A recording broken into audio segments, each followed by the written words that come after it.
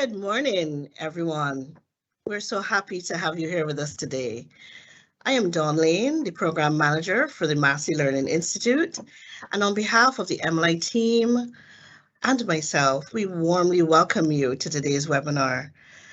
And it's called, This Boss is Telling All What I Didn't Know 17 years ago and What No One Ever Tells You when you're starting out in business for yourself. Quite provocative, interesting title, and I'm sure it's going to be very exciting today. But before we get started, just a little reminder about question and answers, little housekeeping tips. Remember, about 10 minutes in, we'll open our Q&A box. Remember to post your questions there.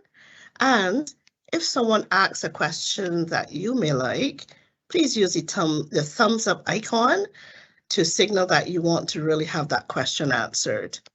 And that helps us to get to as many questions as possible that you may want to hear a response to today. So a little bit about our presenter today, Miss Leah Blue D'Souza. Absolutely love her name. Leah is the Managing Director and Principal Consultant of Trainmar Interregional Program Limited. It's a consultancy which specializes in talent development and workforce performance improvement. When Leah is not working, she enjoys reading, keeping fit, learning foreign languages, and traveling. And I want to give her as much time this morning to spend time with you. So I'm going to put her right on the platform. Leah, it's a pleasure having you here today. Welcome and welcome again. Leah. Thank you so much, Dawn, and good morning, Massey Group. As Dawn said, my name is Leah Blue D'Souza, and I can't take any credit for that name. It's just what I inherited, but I like it myself. Everyone, this morning I found out that there were 104 of you from 8 different countries that wanted to know about this topic. And when I pitched it to Dawn, I said, Dawn, I'm going to come with something really different from what you know me for, but it's something that's very dear to my heart. And even though the 104 of you may not be online right now, I know you'll catch the replay. I'm really enthused that this topic connected to so many of you, and I look forward to your questions in the Q&A, because what I've prepared, I know definitely will not cover everything that I wanted to talk about. So I hope that I get to those during the Q&A. So this is actually something that I don't talk about that often because it's not related to basically how I earn my living, but it is something that is really dear with my heart, and it's something that I've been walking around with, and I can't believe I'm going to say this, for 17 years now. So people don't usually ask me, what is it like to be in business for so long? But if you've crossed 5 years, if you've crossed 10 years, if you've crossed 15, and I've crossed all of those, there are things that I learned along the way, and I'm just really glad to share it with someone. And if there's even one person watching right now, and there might be one thing that you get from this webinar and it helps you on your journey as a boss, as an entrepreneur, I will feel really good about that. So let's get started. Really important, I want to just make clear who this webinar might most benefit. So right now, I know all of you, because I got the list, you're all employed, and some of you may have different income streams. So it's very possible that some of you have a side hustle, or you have real estate that you rent out, or you're a silent, partner in a business. And so that's just another income stream. This webinar is really for those people who actually want to be their own boss. So maybe it's something you've been thinking about, maybe it's something in your heart as well, and you want to be an entrepreneur, or you want to be a self-employed person. It could be maybe you want to be a store owner of some kind, retail, or you want to take all the knowledge that you've acquired and be some sort of coach or consultant or freelancer or gigger, as they're called today. I think you will really get the most out of this particular webinar. And it's important that I wanted to place, when I was going over the slides and preparing this, that I looked at it in the context of 2022. and beyond. And I like to say, as bosses, we have to live in reality. We have to live in what is today. So some of what I will cover is, maybe lifelong lessons, but also thinking about being in business for today and for tomorrow. Okay, so I thought first, even though Dawn did introduce me and give a little bit of background, I do want to give context in terms of my entrepreneurial journey, because it's going to be useful later on. So just to let you know, so I have been in business. My business, Trainma, as Dawn said, it's Trainma, and we've been around for 17 years now. So everything under talent development that we've been doing. And I actually started off not being in front, the face of the business. I was very much in the background, and I would say midpoint to later years, I really became to the forefront. Along that time, so about maybe a few years into Trainma, after 5 years, so I wanted to just open another business. And I know the MLI team, they don't know this, but I opened a store and I opened a spa. This store was very successful. Some people you might recognize up here, and that growing popularity. I'm showing this because this is going to come up a little later on as well. And then something really interesting started to happen about maybe 8-9 years into being in business for myself. I would have people younger than me, my peers, and people older than me, people like yourself who are employed, started to come for me for advice in just what is it like being in business, or they'll ask me tips. How do I do this? How do I do this, Leah? And I never realized that while my life was really just mainly Trainma and just focusing on Trainma, I was also building up another set of muscles, skill, which is just what it takes to be in business. And I never realized that until people started to come for me with questions here and there. And I was glad to help, of course. And then something happened to me just around maybe 2018, around that time, 2017, 2018. People were kept asking, and I said, I never realized that I could help people in this area as well. And then I decided to launch in 2019 another business that just focuses on entrepreneurs, but in a very special area, not on the business side, not on the operational side, more on the personal side. So in a nutshell, just to let you know, in my journey, I have 2 businesses that are in existence today, Trainma and my Like a Boss programs, and then 2 businesses that are no longer in existence, my store and my spa.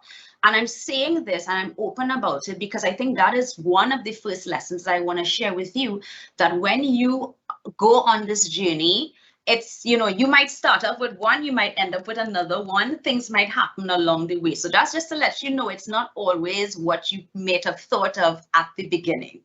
Okay, very interesting. Before I get into like the hard tips, my lessons, really important.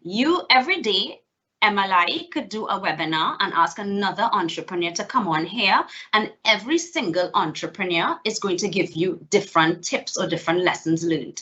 These are just mine based on my journey, and everybody's journey, I promise you, as an entrepreneur is wonderfully unique. So I hope the lessons that I've picked out will resonate with you. So first thing I want to get started off and say is kind of cliche, but anyone could do it. My background, a lot of people, when they meet me today and they're like, oh, in business for 17 years, everybody thinks that I have an MBA and I went to business school. And I'm going to tell you something, it's so far from that where I started.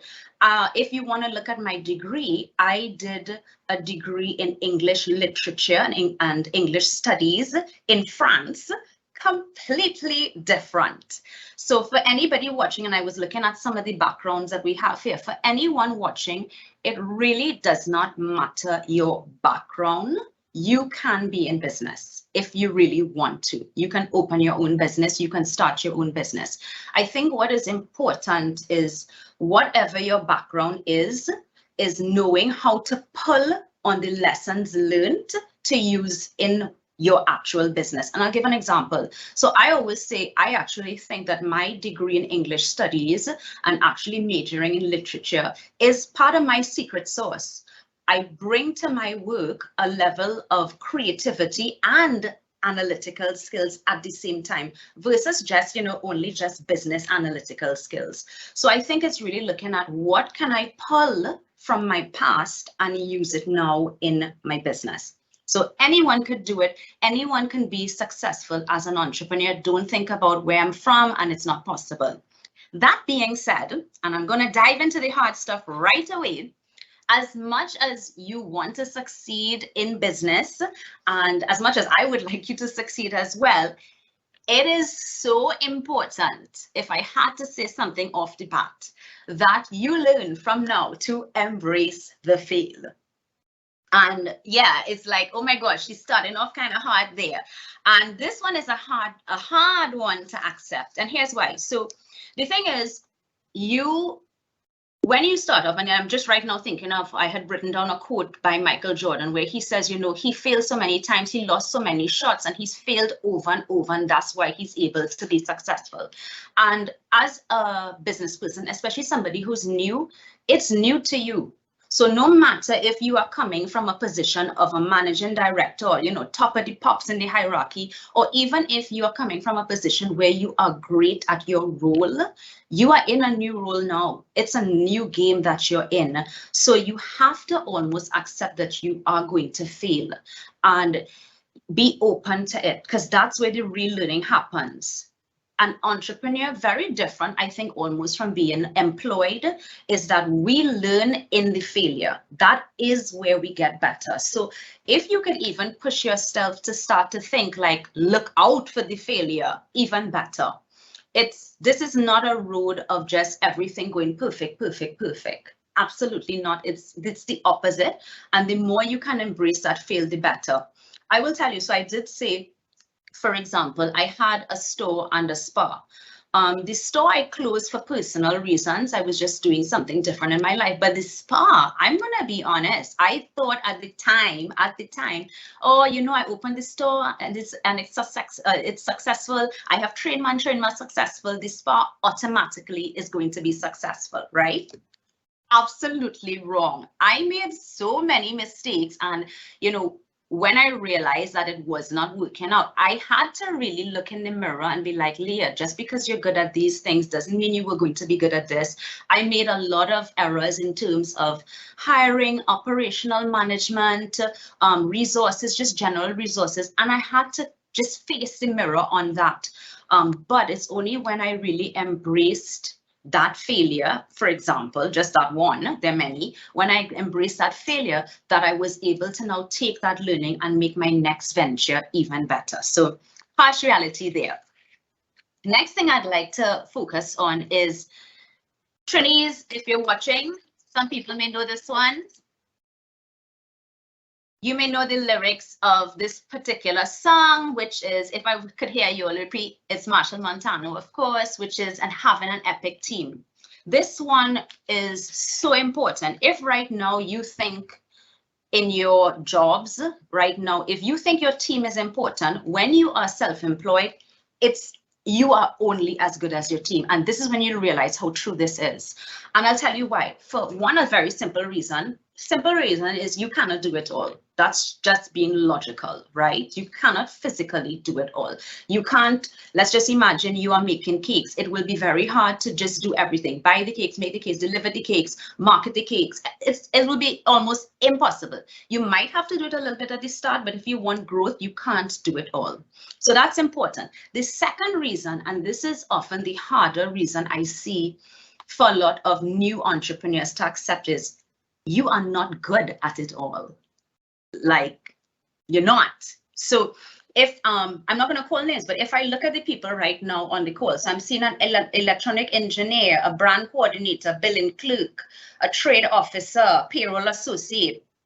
Right now, you have that one role, and you're probably really good at that one role. But if I were to ask you, are you touching all the points of your business? Are you involved in finance and sales, like really involved? The answer is no, because that's not how companies are, right? When you are employed. When you are self-employed, guess what? You had to be in all that. You have to know about all that. You have to be in all that. You are the one making decisions and all that. And the thing is, you just don't have the expertise. So even though I do see a lot of new entrepreneurs, especially because of finance, that they don't want to build a team, but this one from the beginning, really and truly, you will have to make some investment. Now, the good thing about the world today, 2022, is that we can hire people just for tasks or just for a gig. So you don't, gone are the days when you had to hire somebody and they were with you forever. Literally, you can just hire for a task or for a particular project. I will say something. If you were thinking, well, I literally just did a TikTok on this. Yes, people, I'm on TikTok too. If you did I just did a TikTok on you cannot get away. If you want to grow your business, you have to grow your team. And if you were thinking, well, Leah, what kind of team members will I need? Well, there are a few things. I mean, I'll just say off the bat, you have to have a really good lawyer and accountant. Two things that people usually later on get and they regret not having this at the start. So a lawyer and an accountant. You probably will eventually need an assistant at some point in time, if not at the get-go. Probably very soon as you start up your business. And then I would say one thing you have to get great at is being able to spot talent, to really spot good talent and then hire well and know when and where to use your talent. What do I mean by that? I literally just finished a project for a client in the oil and gas sector. And for this particular project, I knew I needed team members. It was pretty big. And I brought on 4 people. One of the 4 people I had met while in a French language class. But I immediately, when talking to him and getting to know him, I realized I kind of keep in my bank constantly. I keep in my head different people, what are they good at? And then thinking, when can I maybe use them on a particular project? So you really want to get great at spotting talent and then onboarding that talent as well. Okay, now I did just mention I'm on TikTok, and hey, isn't this the time to talk about social media? Because social media is everything, right? Well, yes and no. Let's talk about it. So when I started off in business, I trained those days, we're talking 17 years ago, people, it was just like if you even had a website, that was a big deal, right? Today, of course, the world is social media today. Maybe it will change in 3-5 years time. I don't know. I don't think so. So I do say if you are looking to be in business today, you might want to think about having a presence. And I know some people might be cringing inside about that. And I feel you, because with Trainma, I actually don't really have any social media presence for Trainma. And between us, I am so thankful. Like, I'm really happy that I did not have to build that brand on social media. And a lot of people might be very surprised when I say that, but no, why I was happy about that is I kind of was just in my own bubble for like 10 years. I didn't have to see anybody else or think about anybody else. I just was really working on building that business. Nowadays, it's a little bit different. There is no way around it. And if you know that you want to, grow a business or brand, I use the words interchangeably. It might be something, either outsource it, but you can't outsource your own face. So especially if you're thinking of being a coach or consultant of some kind, you're going to then, and you're cringing right now, you definitely have to get some help with becoming comfortable on camera and being the face of your brand. But that being said, and I see so many new entrepreneurs making this mistake, social media is a tool. It's just a tool. It's not your job. At the end of the day, what matters is, are you getting clients? Are people paying you to do whatever it is that you do, right? Social media is just a tool, and the tools change over time. So in my 17 years, when I started off, literally people advertise programs in the newspaper. And then I went the route of newsletters. I chose that route, but it changes. The tools in business change constantly. Use the tool, but don't make the tool your new job. You still have to focus on your actual craft, on the thing that you do that will make you money.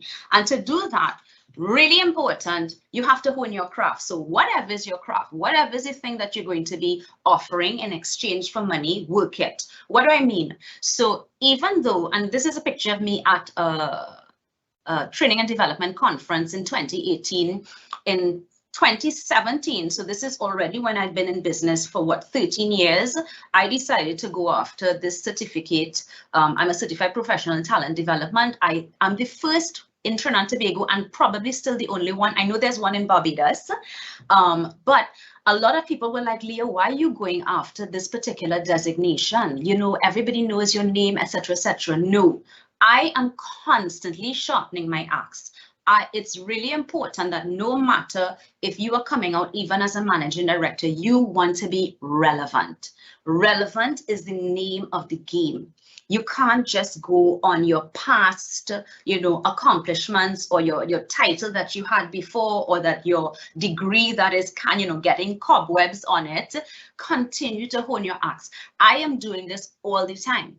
Reading, attending conferences, being on the boards of associations, just staying relevant. This one extremely important.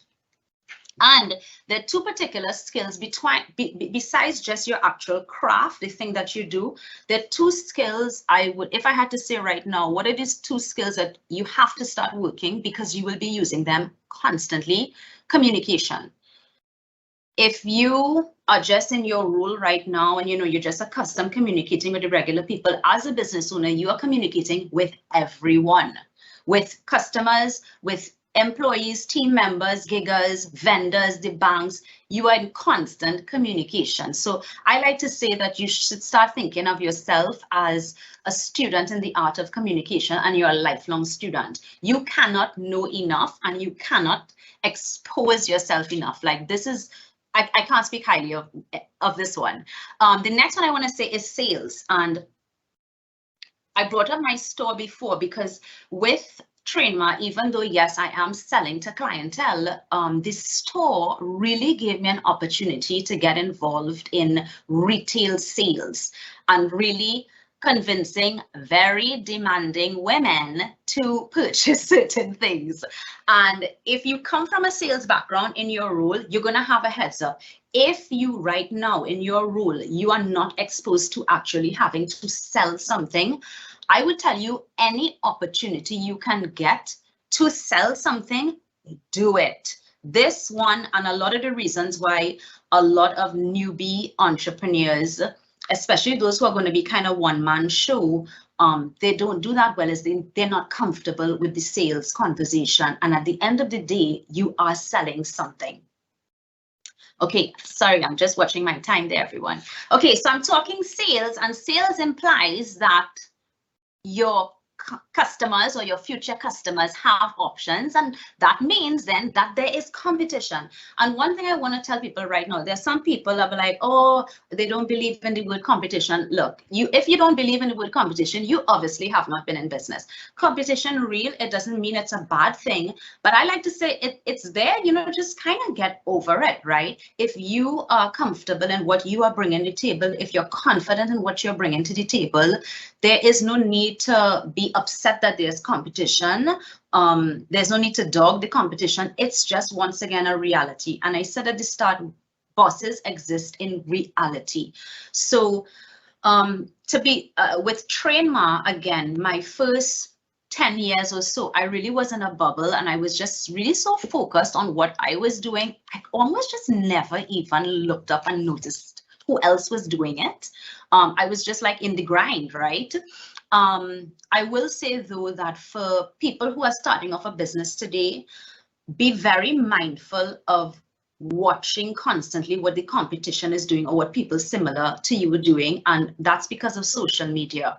So if you are looking to start a business and you are following people who are doing what you're doing and it's making you feel a negative type of way, stop following them, because that is probably going to distract you. It's going to zap your confidence, it's going to zap your focus, and it's going to zap your creativity. So it exists, and you know what, that's just part of the game.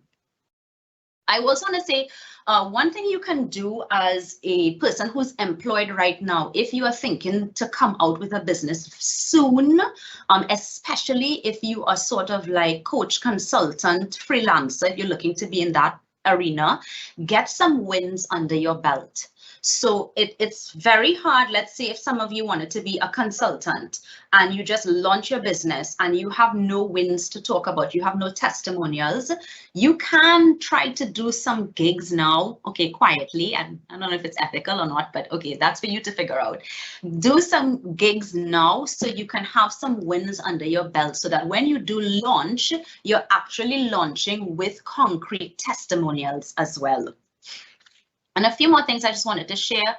Get comfy with numbers. So I am not a numbers person. I never was a numbers person. I tried ad maths in high school and had to drop it. But guess what? I have people on my team who help me with that. And the numbers games are different now. Definitely there's the numbers games on your finances, of course, but also the numbers games on the social media side. And that requires its own amount of data analysis. So I would say those are some numbers besides your sales numbers. You have to learn what are the numbers telling me. And as I'm wrapping up shortly, I will say, if you do decide to go into business, go all in. It's not something that you can go halfway with. You have to give all of yourself to it because you want so much back from it. But I see a lot of people who want so much from being in business. But the truth is, if I look closely, they're not really giving it their all, right? And things in business are supposed to change. That's just the name of the game. So for myself, when I experienced my first harsh downturn, I think it was in 2008 when it had that economic downturn in the States. And it was the first time I felt like a huge change and it was really hard. We lost a lot of clients. It was borderline depressing. So to be quite honest, when the pandemic hit, I didn't feel it emotionally like a lot of people. I've been through a big shock before and big shocks happen, right?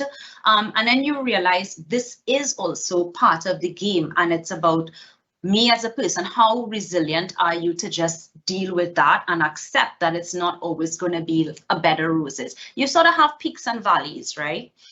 Wrapping up, I do want to say a lot of pictures of me up here, but it's all to let you know that really important, especially in today's entrepreneurial landscape, it's so important that you be yourself. So like when I started off, I was, very new on the scene and I thought I had to wear suits and I always wore my hair back. I never wore my curls out and, I only had French tip manicure and being very proper, but that's not me inside. So anybody who knows me knows I have all sorts of nail designs. I have curly hair.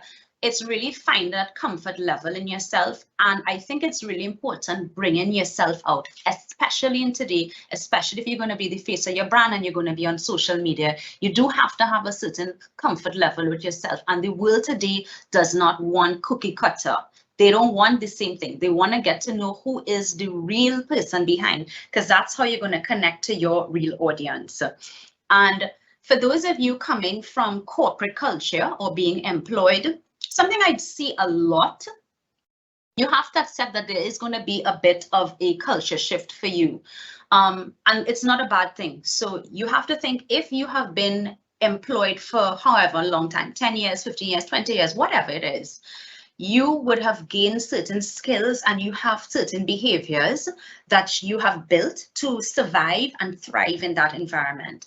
But when you now are running your own show, not all those behaviors or skills might be useful in your new environment, the environment that you're shaping. And it's almost like I wish for people who are coming out of corporate that I'm a sci-fi movie fan.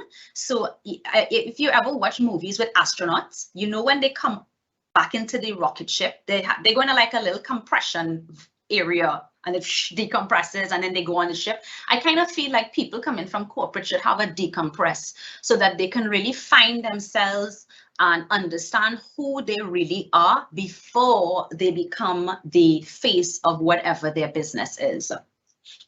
And closing up, I do want to say right at this slide, you're looking at 7 women who all weigh the same. So they all weigh the same, but don't they look different? Yeah.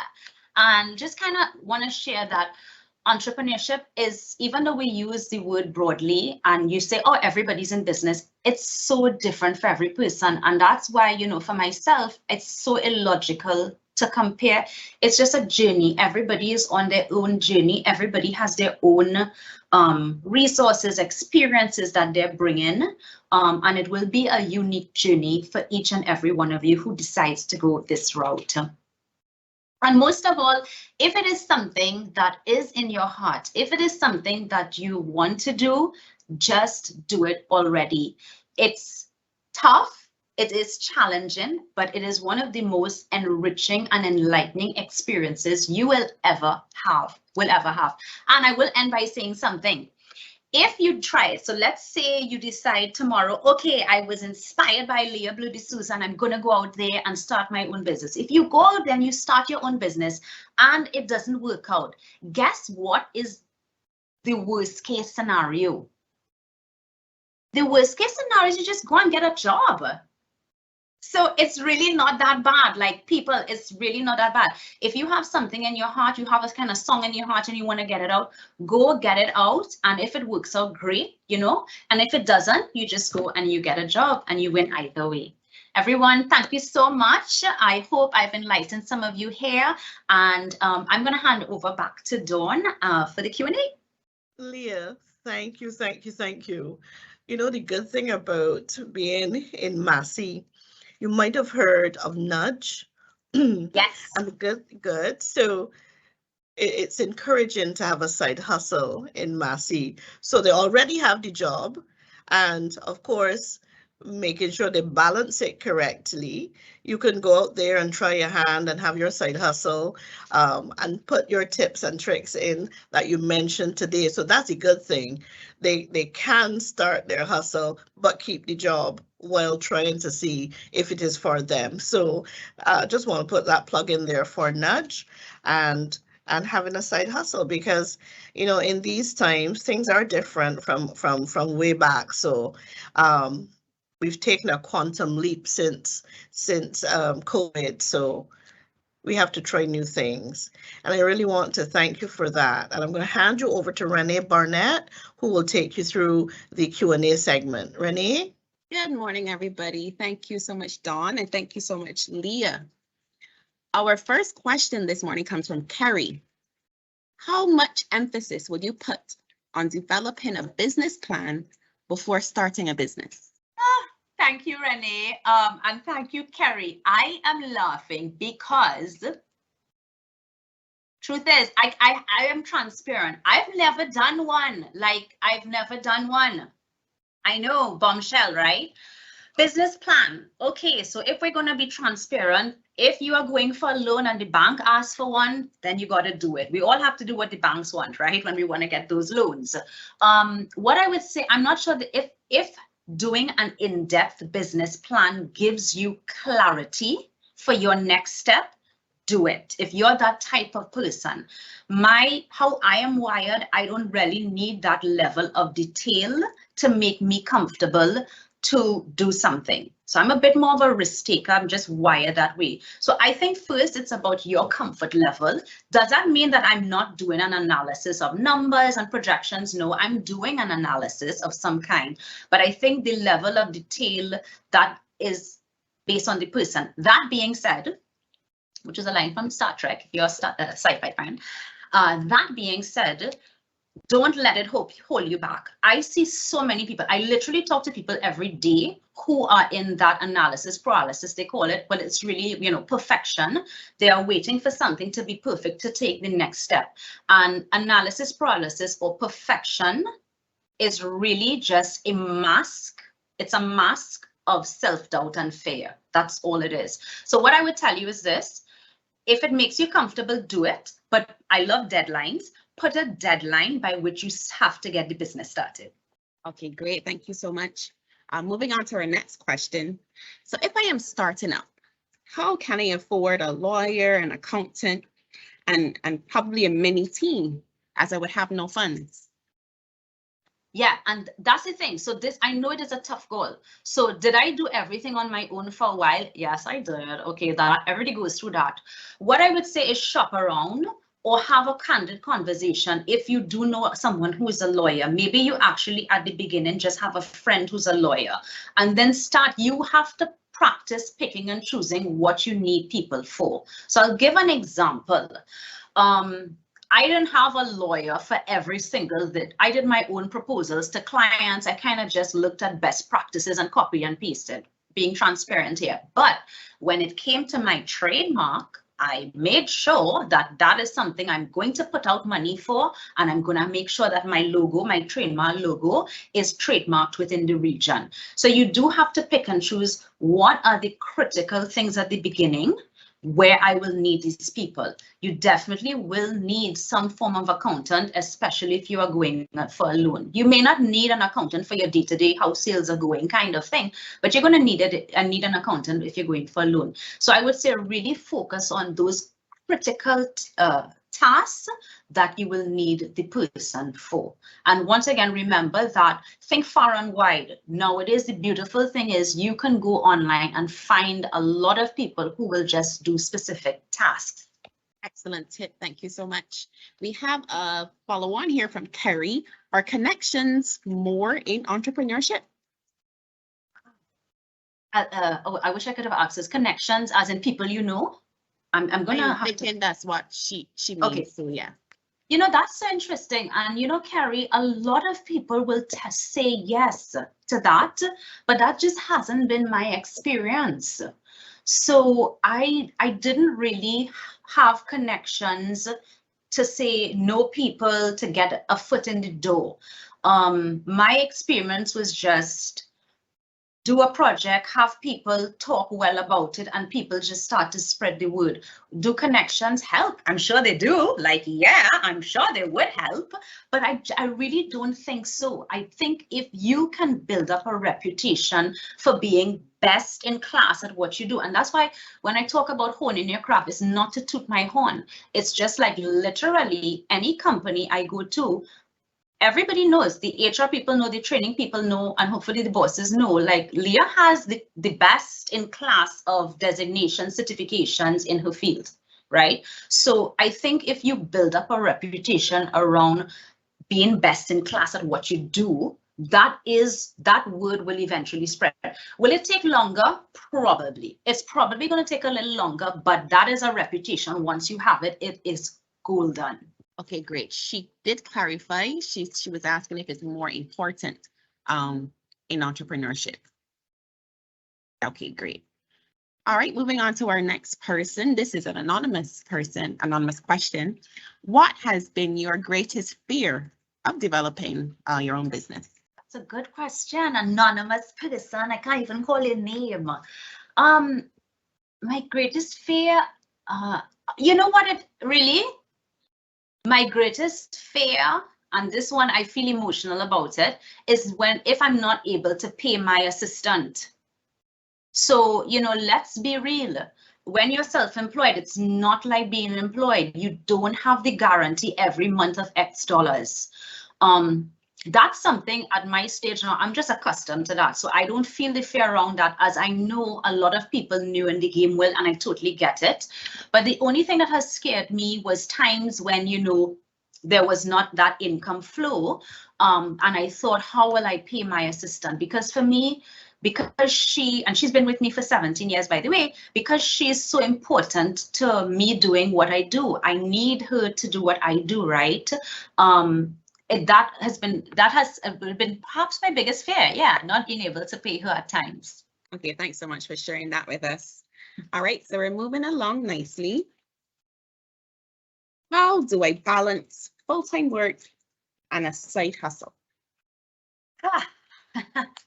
Okay, so first thing, I have to say this. I know Dawn used the term, and I use the term at the start to connect with you, but the first thing I think that's really important is to actually stop using this term side hustle, because I tell people, look, when you get money, do you call it side money? No, you have to wrap your head around that this is another source of income, or this is a job. Like, start respecting it for what it is, right? So that's important, because you will change the way you organize your time. You will change the way how you approach it if you treat it that way versus just being a sort of optional.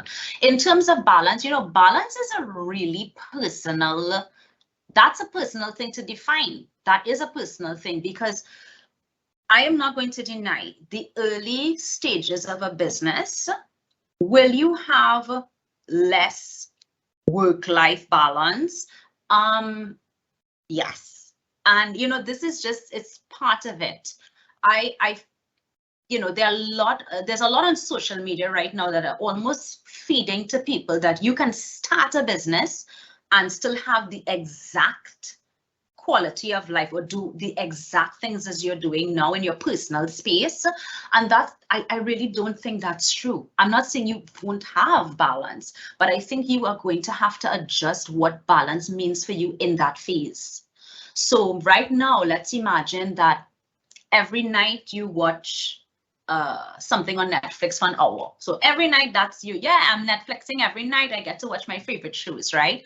If you are building your new business, right? If you're building a new business, you might have to sell yourself that balance now is one show a week. And I'm using that extra time. So I am kind of I'm realistic on this one. You have to put in the time. But if you go back to your why, you have to be able to go back to your why.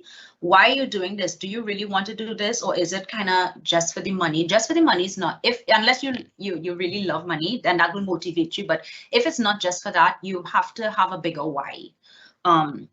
Yeah, so I hope I'm helpful there. Thank you so much. I'm sure it was. A good follow-on question from that now. So when do you move from your own business to pursuing it full-time?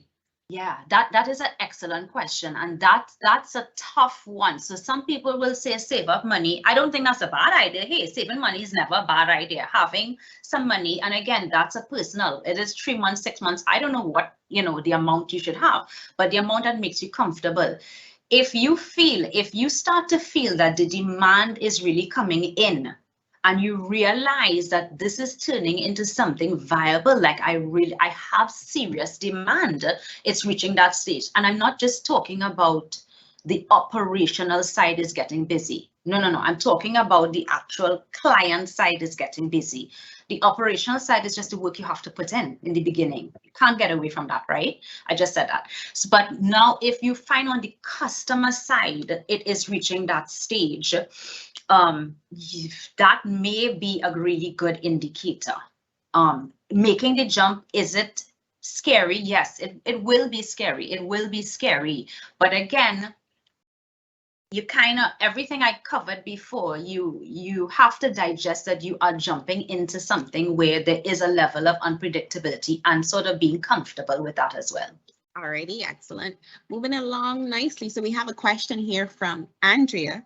So she's saying, thank you, Leah. Could you summarize 3 key points to developing your own business? Okay, if I had to say 3 key points, besides everything else, I'm going to say number 1, put in the time. So I will tell you something. I meet a lot of people, again, asking me tips and so forth. And sometimes they're asking me like the most basic things. And I'm like, yo, you didn't even like research anything. Are you putting in any time? And it's a little irritating because, again, my day, when I started off, we didn't even have half of the ready information that is available today. Like today, if you are starting a business, wow, it couldn't be any easier, really and truly. It really couldn't be any easier. So put in the time, researching, finding about things. When people are telling me like they have no ideas what content to create, you don't have any ideas, just like everything's on the internet, everything's out there, right? So put in the time. Implied in that is becoming great at time management. Absolutely great. That could be 0.1, 0.5, could be 0.2, Andrea. I did say this before, get great at what you do, not mediocre. You have to get great. You want to stand out. You want when people talk about you, you are making oils, body oils. you want that people are like, they're the best. Your packaging is the best. It's just everything, the whole experience is the best. A to Z, the experience of being in your world is the best. You're looking to be best. So get great at what you do, and not just the thing. So the whole experience, right? And I would say, if I had to say the third point, let me think. I had to pick one. That's never stop being curious. Never stop being curious. So I think, you know, I see this a lot, like in the corporate environment. Sorry, I have to say this, but it's, you know, people reach a level and they kind of just sit there, rock back, you know, rock back. I reached a position, rock back now, you know, and the world in entrepreneurship is the absolute opposite. I'm constantly curious. I constantly want to learn new ways to do things. So it's really honing that curiosity. And I think that was something Steve Jobs said, and it is the truth. Real business drivers, we are always curious. We never want to stop learning, because we know that's how we learn and grow. We know that's how we stay relevant. I would actually say that that is a key one. These are great questions. Thank you. You're making me think. Most welcome. All right. We are moving on now to the next question. So you mentioned using social media, and that sometimes in itself is a whole nother role, a whole nother job. So do you have any tips to share on balancing the workload of a new business and still having a presence on social media? Workload of a new business, and meaning your business presence on social media, I'm going to assume, right? Yeah. That is part of your work. It's not separate. That's part of your job. It's just part of marketing, if you want to call that. That's your marketing department, people. Okay, so social media today is your marketing department. What I will say for the social media side of it, and I've played around with all of them. So I'm always curious. So I played on Pinterest and LinkedIn and Instagram and all of this, you know, so I like to learn about them. And the thing is, I think a couple tips I would give around social media. On social media, I would say pick no more than 3 platforms to be on. No more, especially if you are very new to this. No more than 3, maybe just 2, or maybe just 1, right? Pick 1 to 3 platforms to be on. People will say ideally where your target audience is. Well, the truth is the big ones out there have everybody, so that's debatable. Pick 1 to 3 and just start practicing. The key here is accept you are going to suck at the beginning. Okay, I can't mince my words anymore, right? You are going to it's going to bomb in the beginning. It's going to be boring. Just go in with that mindset. If you are fantastic at the beginning, great, but most likely you're not going to be, because remember I said you might be coming again from the corporate you, which is now, and you're now in your business you, right? And that's going to take time for you to kind of shed that skin away. So practice, just get out there. Don't look for perfection. The wonderful trend that I've seen now, which is really good, there was a period when being online on social media had to be perfect and really curated. Now it's just like really anything goes. People are just looking for the real you. They're looking to connect. They're looking to share your story. What I will say is start now sharing your story, even if it's small. People love to see a journey, love to see a journey. Actually, people actually don't want to see people like me who are like, I've been around here long and I know this and that. They actually don't want to listen to me. They want to see people on their journey. So I would say start now, pick 1 to 3. All right, thank you so much. Moving on to our next question.